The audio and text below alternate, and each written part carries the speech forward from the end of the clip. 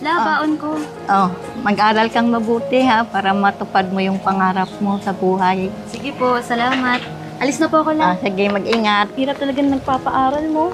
Ay talaga, kaya lalo na pag-college, sa dami ng mga project sa school, pati na rin yung mga baon, at kung iba-iba pang mga ano. Teka lang, uwi mo na ako at may niluluto pa ako. Oh, pare, musta ba ang buhay-buhay? Eto nga. Sa tingin mo, sino kaya makakatulong sa atin sa hirap ng buhay? Ayun nga rin na ano ko. Kailan ba pinag-aaral mo? Eh ako, pinag-aaral ko. Ilan sila? 5? Ako, 2, tulad ngayon. Mahina rin ang pasada ngayon. Kaya nga ako eh. Pare, sa totoo lang. Sino kaya makakatulong sa atin? Tingin mo? Ngayon, ang init-init pa. Kaya nga. Kailangan meron. Oy! Ha? Ano ba? Oo, buti na. Nakatulog ako, kakaintay din. Ayun na pala Congressman! Ay, Master Ay, Long, Congressman. kamusta na? Kamusta na po? Magandang araw sa inyo, Ay, ha? Congressman, ako, mapo kayo. Mukhang makasarap ang tambayan kwentuhan nyo dito, eh. Di ko na. Ito nga, nakakakwentuhan. Siyempre, itong mga kabarangay natin dito sa Northfield, nakikinig yung usapan nila. Yung mga toda, mga... Natutulog ka siguro. Habang natutulog ka, nakikinig ka rin, eh, no? Chismoso ka talaga, Medyo eh. napuyat ako sa taping ng Batang Yapo. Alam mo naman eh. Siyempre, ganun talaga. Ito nagkakakwentuhan itong mga kumpare natin. Mga tricycle driver, ang problema nila. Nako, tama nga naman talagang problema yung pagpapaaral ng mga bata. Baon na sa araw-araw, mahirap. Mabigat talaga, no? Pamasahe pa lang, kakain pa. Magpiprint pa ng mga materyales, assignment, Mga project. Yun ang mabigat eh. Although libre na yung pag-aaral sa kolehiyo ngayon, di ba? May universal access to tertiary education na. Pero ang problema ng mga magulang, yung araw-araw na pambaon ng mga bata. Siyempre, baon ng estudyante mo sa college, yun mabigat. Meron ka pang elementary or high school. Sinabi niyo pa po ako. Siyempre, yung misis mo, hihingi pa sa'yo ng pamalengke araw-araw. Di ba? Ito mabigat, kumarin natin ayan, sa kumarin sa tindahan. Pare! Ito na order mo, Master Lo. Ayan. Magpalamig muna kayo. Ayan. Ang init-init ngayon eh. Tinan mo naman ko. Bagay na bagay sa atin itong pampalamig na to. Upo ka muna dito. Nagpapaaral din pala ng anak ko. Ilan na pinapaaral mo anak? Paano kayo? Ha? 5. Siguro may college, merong elementary, may high school. Mabigat talaga yan. Oo naman. Kaya ka nagtihinta ng scramble.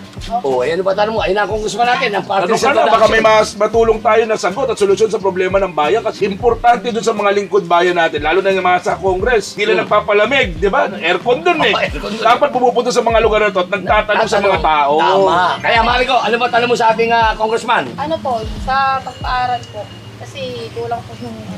Hirap, no? Sa araw-araw. Ang gusto natin, maging scholar sa kolehiyo, yung isa man lamang sa anak ng ordinaryong Pilipino. Yun po. Kasi ang problema ngayon, although libre nga, sinabi ko kanina, libre yung pag-aaral sa college, sa mga state universities and colleges, ang mga balakid dyan una, hindi naman lahat nakakapasa sa mga entrance examination. Kapag hindi pumasa sa entrance exam, ihinto na ang bata. Oo. Ang tendency, either pag natrabawin na ng magulang, or ihinto na talaga. Hindi na magiging produktibong miyembro ng komunidad. So yung paulit-ulit na kahirapan, yun yung nangyayari. Kaya ang gusto ng TOD Action Party List, maging full college scholar with allowance ang anak ng ordinaryong Pilipino, kahit isa man lamang. Yun ang maganda. Yun, Yun ang maganda. Ayos yun. Tricycle driver ka, pa nakatira ka sa resettlement site, basta isa kang ordinaryong Pilipino, ibig sabihin, yung kinikita mo ay hindi sapat para makapag-graduate ng anak. Yun ang prioridad ng TOD Action Party List na gawa ng batas sa Kongreso. Dahil naniniwala tayo, Master Long at mga kasama, tanging edukasyon lamang ang pagpapatapos sa anak sa kolehiyo, ang makakatapos sa paulit-ulit na paghihirap ng mga tao. Maging teacher yan, maging negosyante yan, maging engineer, yun yung mag-aahon sa kanila kahirapan. Sa katulad natin, hindi naman kayamanan. Yun ang kakilang may pamamaman natin. Tama. Edukasyon. Ilan uli yung pinag-aaral mo? 5 po. 5. Yung asawa mo, anong trabaho?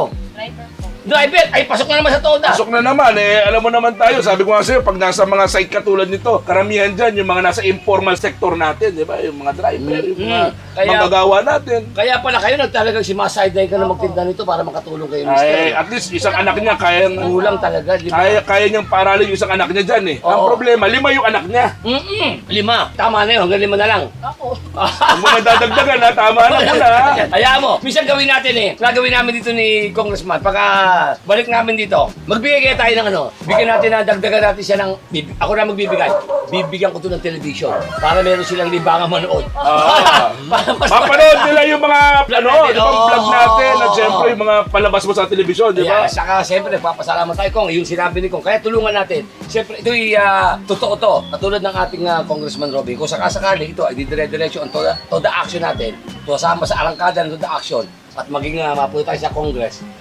May boses na. Ang mga katulad ninyo na mga toda, asawa ng driver, mga nakangailangan ng... Kasama yung mga nasa ordinaryong mamamayan natin sa mga resettlement site. Yun. Itong mga minimum wage earners, di ba? Sabi ko nga, tulad ni ma'am, di ba? 5 yung anak niya, pero sabay-sabay na nag-aaral, kaya kailangan doon may makagraduate para matulungan siya. Tama. Tsaka itong ginagawa natin, itong pool na to, ginagawa namin to, libangan lang ito. Libangan lang. Naman iba eh. Libangan lang to eh. Alam mo lang, summer ngayon. Summer. Sa labas, medyo may hangin ng konti. Siyempre, Pag sa bahay ka, malaki kuryente babayaran mo, di ba? Yan. Kaya mas maganda. Kaya tulungan natin ang to the action. Simple-simple lang, 108 to the action. Yes, Yan, ha? importante yun na suportahan natin yung party list o mga lingkod bayan na may diretsang advokasya na kayang i-address ang problema ng kahirapan. Yun! Yun po ang hinahanap po namin. O, ikaw ba, gano'ng katagal na dito? Ay, matagal na po kami rito. Oo. Ako po, siguro po, ano na po kami dito, 4 na dekada na po kami dito sa Lambakin. Oo. Pero ang trabaho nyo?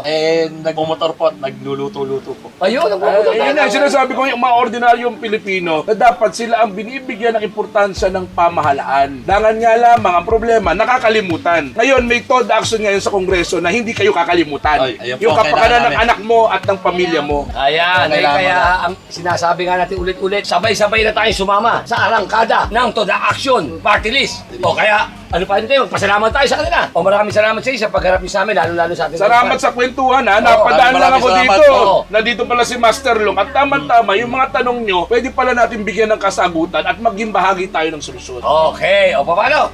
Di maraming salamat sa iyo. Sabay-sabay tayo. Ano pa iniintay natin? 108 Toda Action! Sabay-sabay sa pag-arangkada! Brum, brum, brum! Toda Action 108 ang magmamalasakit sa Toda at pasahero. Toda Action 108. Toda Aksyon 108 iboto. Toda Aksyon ang party list mo. Toda Aksyon 108 iboto. Toda Aksyon ang party list mo. Toda